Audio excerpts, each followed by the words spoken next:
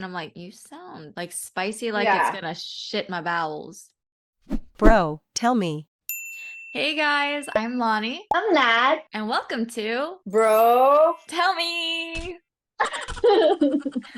Okay.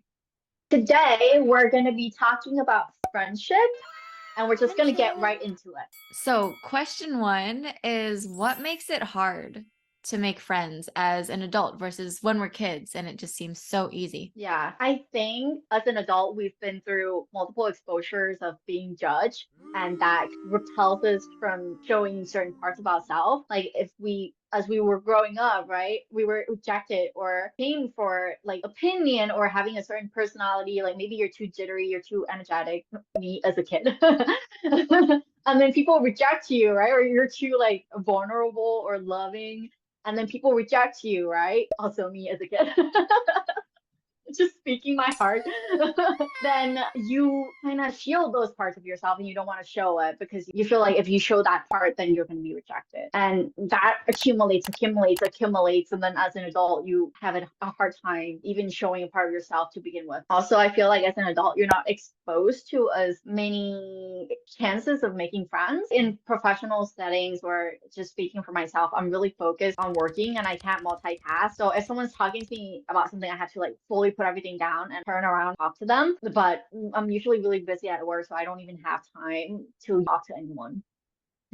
Especially if we move, a lot of the time people move for new jobs and it's just hard to start over again because of those things that you mentioned, fearing judgment and repeated exposure to kind of maybe humiliation for some of the things that you enjoy. And you don't know if you can just share that with just anyone anymore. But when you're a kid, you don't have that much experience feeling all of that hurt from being judged and everything. And so people, the kids insult each other. You smell like boogers. You smell like socks. Want to be friends? That's just a normal thing, I guess. We can't do that in adult age. If we insult each other in adult age, someone's going to get socked in the eye or something. I feel like you're really good at socializing though. Do you feel like that correlates to you having a lot of friends in adult or I think it's because I also really just like to do a lot of things. And I also genuinely am curious to learn about people and learn about new things whenever I meet new people. So I think from an outsider's perspective, people think it's easy for me to make friends. But for me, a real genuine friend is more than just asking them, oh, what do you do? Or why are you passionate about those things? You know, you share other moments together, other thoughts together. You share vulnerable things together. To me, that's a real friend. And so I would say it's more, I make a lot of acquaintances and I do cherish relationships where I feel like we do connect. so you're saying that you have an easier time socializing, talking to people you don't know, but to really get to know someone and call them a friend, that's a different story. I think it's Okay. a lot harder to really get to know that real friend because we're talking about letting go of the fear of judgment that we've experienced so repeatedly and Yeah. really letting that person in and being vulnerable with them. And that's the hardest part. So then what do you feel like makes a friendship last? Trauma bonding. Huh? Just kidding. But yes and no, but really being able to, or I guess let's talk about the traits. So, things that I think make a really long lasting friendship are good humor, right? To be able to handle each other's humor. That definitely is something important. Honesty, in the sense where you will tell the person your honest opinion, your thoughts with no filter, maybe a little bit of a filter, but you will tell them whether or not it will hurt them because you think that that information will help them. Don't tell them something mean just to be mean. Like, that's rude, right? That's not a good way to try to make a friend. That is not a long lasting friend. That is a friend of me, not a friend in me. You know, like I made that up right now. I was like, who said that? Where is that from? This is how you also make friends. Rude. Just kidding. Okay, so I think trauma bonding is actually a legit answer because when someone goes through trauma, they grow. And if you go through similar traumas, you kind of feel like you grow together, right? You have more understanding of each other than other people that might judge the situation. And for me, to make long-lasting friends, I think it requires mutual effort on the both parts. Like, I can't be the only one asking you to hang out. I can't be the only one telling you vulnerable stories about myself, you know? I think also that a good trait of friends is to not force your opinions Yeah. onto your friend. Like, you can speak, you can say you don't agree with something, or you agree with something, or this is what you think, but you don't force them to think the way you do.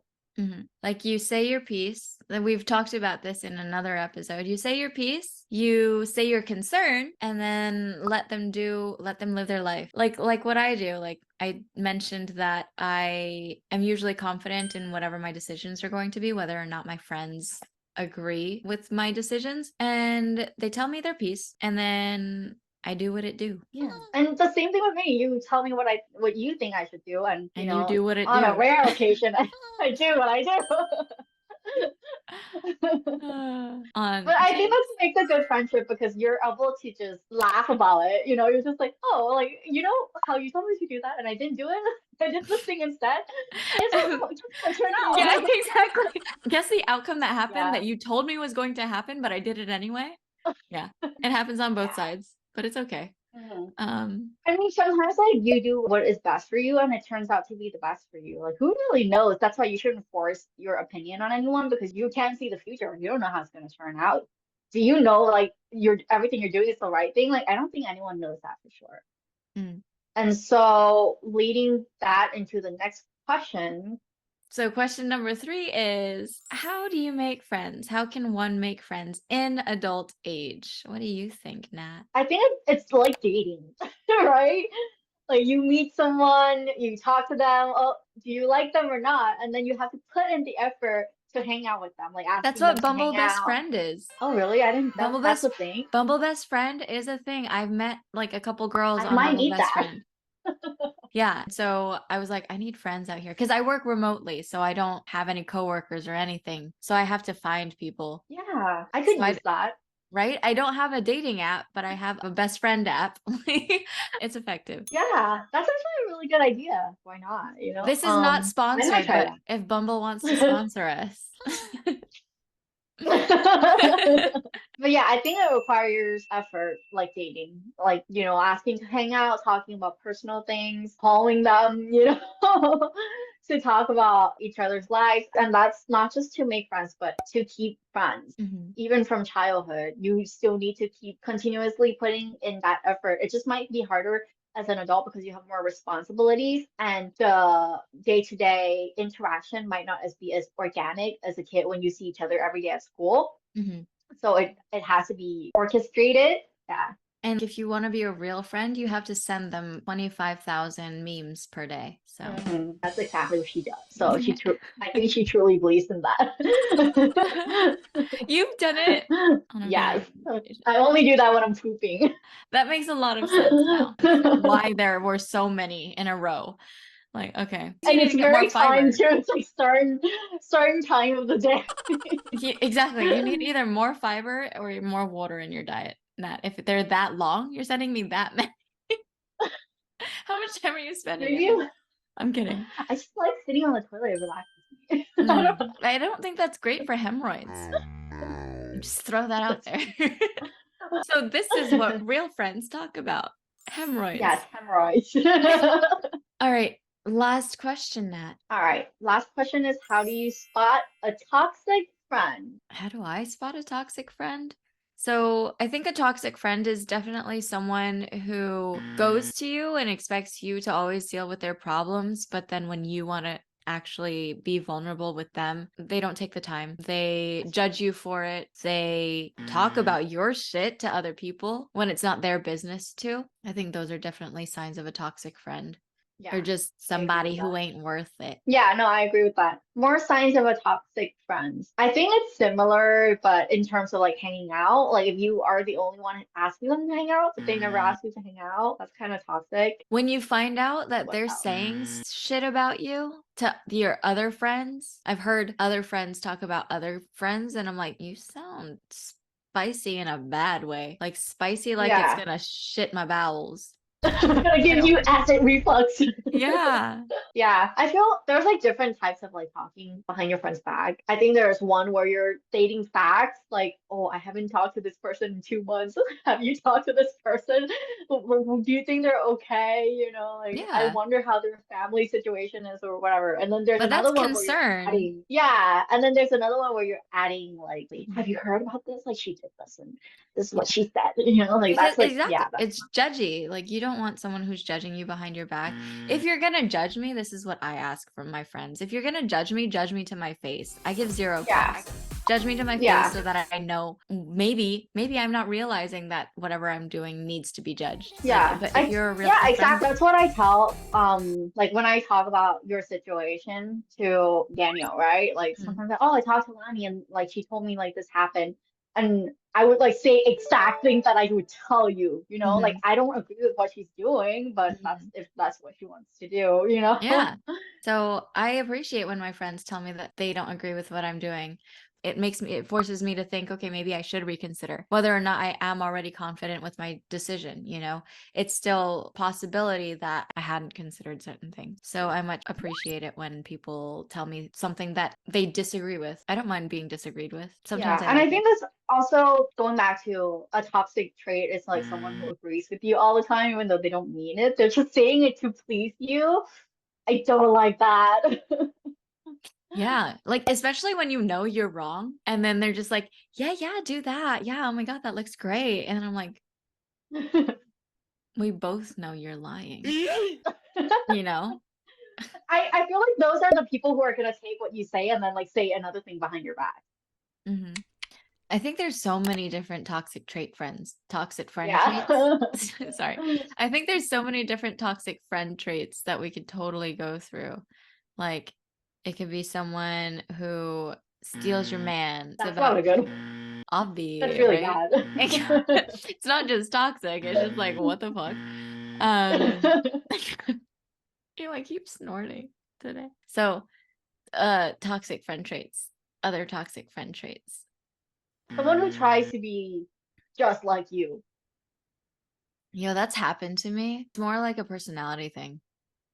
Oh, And also like hobbies. It was yeah. scary, okay? It happened to me and I bet. it was no, I was just like, what's going on here? I don't even really talk to this person. I don't I don't know them. What's going on? Like I don't know. I panicked. I mean, I feel like if they do it to improve their life genuinely, then that's fine. But if they do it out of envy, because like they want to be, they're jealous of like how you are and they aren't just genuinely like that, then that's kind of toxic. I think it's just a lot if they don't talk to you about it. They do it and then you see that it's obvious that it's stuff that's similar to you, and then they swear that it's just them. Like that it was just their idea the whole time. But you're literally wearing the same outfit with the same hair and the same glasses. You know, it's scary. Yeah, no, I feel you. Yeah, they should like at least say something, right? Like I saw you doing this and I thought it looked fun, so like I tried too. Then Yeah, yeah, exactly. Yeah, that's how we make friends and spot the toxic ones and try to avoid the drama. yeah. Yeah. That's how we found each other. Trauma bonding. Trauma bonding. Travel bonding. Why is that my okay? So we were not friends in undergrad. We trauma bonded in our master's program. One, because it was the master's program. Two, because you were going. So like our together trauma was the master's program. And then you also had your own trauma that I was seeing you through. Yeah, exactly. And then studying for the art exam. Also trauma. That's That was true. massive trauma. For trauma bonding, right? If you have any stories to share about how you met your best friends, or what traits you think makes your friendship last long, or what toxic traits in friends that you've experienced, share them down below. We would like to know too. Spill the tea and like, comment, subscribe. All right. Hope to see you guys soon. Bye. Goodbye.